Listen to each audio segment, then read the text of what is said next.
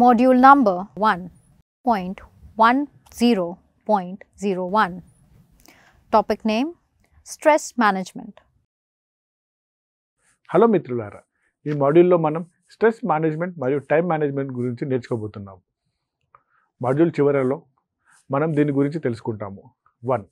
ఒత్తిడి నిర్వహణ మరియు నిర్వచనం. 2. స్ట్రెస్ లేదా ఒత్తిడి రకాలు. 3. స్ట్రెస్ని నియంత్రించే పద్ధతులు. 4. టైం మేనేజ్మెంట్ యొక్క నిర్వచనం. 5. Work place time management. Stress అంటే ఏమిటో మనం ముందుగా అర్థం చేసుకోవాలి. స్ట్రెస్ లేదా ఒత్తిడి సాధారణంగా ఒకరి మానసిక మరియు శారీరక శ్రేయస్సుపై ప్రభావం చూపే ప్రతికూల ప్రభావాలను వివరిస్తుంది.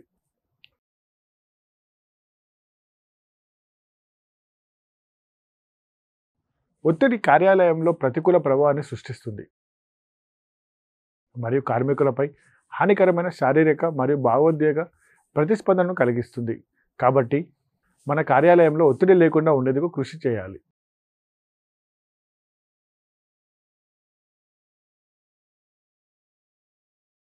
అందువల్ల ఆధునిక కాలంలో ఒత్తిడిని ఎలా నిర్వహించాలో చాలా ప్రాధాన్యతను ఇవ్వబడింది. దీన్నే స్ట్రెస్ మేనేజ్మెంట్ అంటారు. ఒత్తిడి నిర్వహణ అంటే కార్యాలయంలో ఒత్తిడిని నియంత్రించే పద్ధతులు గురించి తెలుసుకోవడం. తద్వారా ఉత్పాదకత పెరుగుతుంది.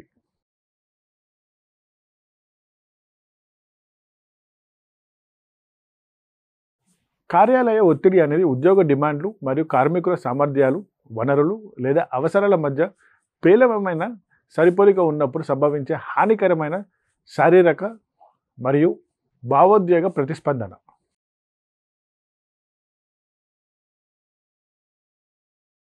కార్యాలయంలో ఒత్తిడికి దోహదపడే అంశాలు. 1. ప్రతికూల పరిభారం. 2. ఐసోలేషన్. 3.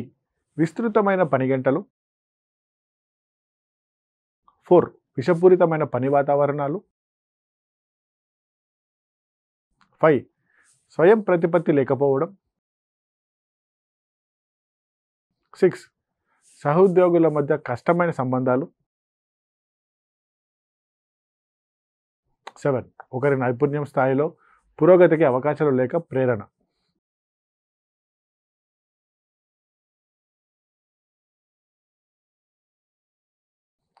కార్యాలయంలో వివిధ రకాల ఒత్తిడిని గమనించవచ్చు.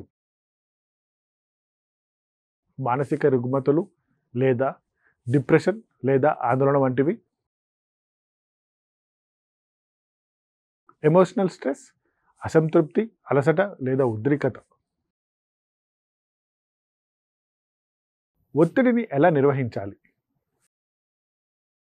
సంస్థాగత మార్పు మరియు ఒత్తిడి నిర్వహణ కలయిక తరచుగా పనిలో ఒత్తిడి నిర్వహించడానికి అత్యంత ఉపయోగకరమైన విధానం.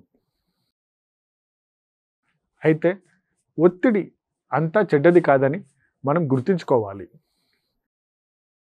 1. మార్పును ప్రారంభించండి. 2.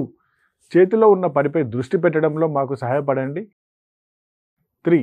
కొన్ని సందర్భాలలో మన ప్రాణాలకు కూడా రక్షించండి. కానీ ఒత్తిడి పెరిగినప్పుడు అది పై 3 పాయింట్ల ప్రతికూల ఫలితాన్ని ఇస్తుంది. మిత్రులారా, కార్యాలయంలో ఒత్తిడిని ఎలా నియంత్రించాలో ఇప్పుడు మనం అర్థం చేసుకుంటాము. 1. ముందుగా ఒత్తిడికి కారణమయ్యే కారకాలను గుర్తించండి. తర్వాత వాటిలో ప్రతి ఒక్కటి స్థానంలో ఉంచండి. 2. సానుకూల దృక్పథాన్ని ఉంచుకోవడం ఒత్తిడి నిర్వహణలో సహాయపడుతుంది మరియు సంతోషకరమైన మరియు ఆరోగ్యకరమైన జీవితాలకు దారితీస్తుంది. 3. లోతైన శ్వాస తీసుకోండి. 1 నుండి 10 వరకు లెక్కించండి మరియు మీ శరీరంలోకి కొంత ఆక్సిజన్ ప్రవహించండి. ఇది మీకు తక్షణమే విశ్రాంతినిస్తుంది. 4. మీ నియంత్రణలో లేని సంఘటనలు మీ చుట్టూ ఉన్నాయనే వాస్తవాన్ని అంగీకరించండి. 5. దూకుడుగా ఉండకుండా దృఢంగా ఉండండి. కోపంగా, రక్షణాత్మకంగా లేదా నిష్క్రియంగా మారడానికి బదులుగా మీ భావాలను అభిప్రాయాలను లేదా నమ్మకాలను నొక్కి చెప్పండి. 6. యోగా లేదా ధ్యానం వంటి విశ్రాంతి పద్ధతులను నేర్చుకోండి మరియు సాధన చేయండి. 7. క్రమం తప్పకుండా వ్యాయామం చేయండి. మీ శరీరం పట్ల ఫిట్గా ఉన్నప్పుడు ఒత్తిడిని బాగా ఎదుర్కోగలదు. 8. ఆరోగ్యకరమైన సమతుల్య ఆహారాన్ని తినండి. 9. మీ సమయాన్ని మరింత సమర్థవంతంగా నిర్వహించడం నేర్చుకోండి. 10. మీ స్వంత హాబీలు మరియు ఆసక్తుల కోసం సమయాన్ని వెచ్చించండి. 11. తగినంత విశ్రాంతి మరియు నిద్ర పొందండి. కాబట్టి మిత్రులారా, ఇది ఒత్తిడి నిర్వహణకు సంబంధించిన వివరాలను ముగింపుకు తీసుకువస్తుంది. మనం ఇప్పుడు నేర్చుకున్న వాటిని త్వరితగతిన పునశ్చరణ చేద్దాం. 1. ఒత్తిడి నిర్వహణ యొక్క నిర్వచనం. 2. స్ట్రెస్ రకాలు. 3. స్ట్రెస్ నియంత్రించే పద్ధతులు. మరియు ఇప్పుడు మనం టైం మేనేజ్మెంట్ యొక్క డైనమిక్స్ను అర్థం చేసుకుంటాం. స్ట్రెస్ మేనేజ్మెంట్ మాదిరిగానే టైం మేనేజ్మెంట్ కూడా కార్యాలయంలో చాలా అవసరం. సమయాన్ని సరిగ్గా నిర్వహించని కార్మికుడు లక్ష్యాలను మరియు గడువులను సాధించడంలో విఫలమవుతాడు. టైం మేనేజ్మెంట్ అంటే ఏమిటి? టైం మేనేజ్మెంట్ అనేది నిర్దిష్ట కార్యకలాపాలపై ప్రత్యేకించి ప్రభావం, సామర్థ్యం లేదా ఉత్పాదకతను పెంచడానికి వెచ్చించే సమయంపై చేతన నియంత్రణను ప్లాన్ చేయడం మరియు అమలు చేసే చర్య లేదా ప్రక్రియ.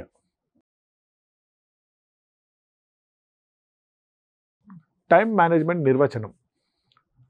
సమయ నిర్వహణ అనేది పోటీ డిమాండ్ల మధ్య సమయం కేటాయింపుకు మరియు పంపిణీ యొక్క క్రమబద్ధమైన ప్రాధాన్యత ఆధారిత నిర్వహణంగా నిర్వహించబడింది.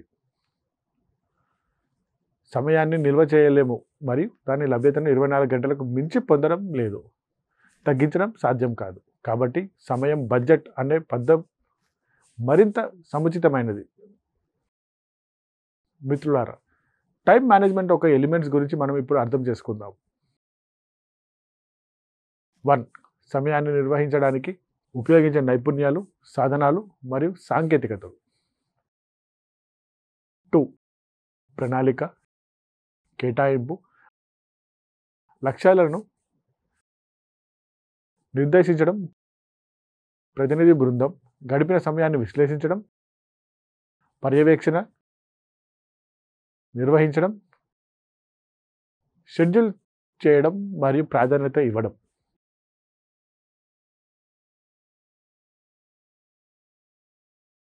మిత్రులారా, ఇప్పుడు మనం టైం మేనేజ్మెంట్ యొక్క ప్రయోజనాలను పరిశీలిద్దాం. ముఖ్యంగా కార్యాలయంలో మొదట ప్రయోజనం కింద 1. సమయాన్ని నిర్వహించడం వల్ల ఒత్తిడి స్థాయిని నేరుగా తగ్గించవచ్చు. 2. ప్రొడక్టివిటీ లేదా ఉత్పాదకత, తక్కువ సమయంలో ఎక్కువ పని జరుగుతుంది. 3. వ్యవస్థీకృత ప్రణాళిక, తక్కువ రీవర్క్స్ మరియు తప్పులకు దారితీస్తుంది. 4. మనం ఎక్కువ సమయాన్ని సృష్టించలేము, కానీ మనం దానిని బాగా ఉపయోగించుకోవచ్చు. 5. టైం మేనేజ్మెంట్ మరిన్ని అవకాశాలను అందిస్తుంది. కాబట్టి మిత్రులారా, ఇది టైం మేనేజ్మెంట్ పై చర్చకు ముగింపు. మనం శీఘ్రమైన రీక్యాప్ తీసుకుందాం. మనం నేర్చుకున్నవి: 1. టైం మేనేజ్మెంట్ ఒక నిర్వచనం. 2. టైం మేనేజ్మెంట్ అంశాలు. 3. టైం మేనేజ్మెంట్ యొక్క ప్రయోజనాలు, ముఖ్యంగా పని వద్ద.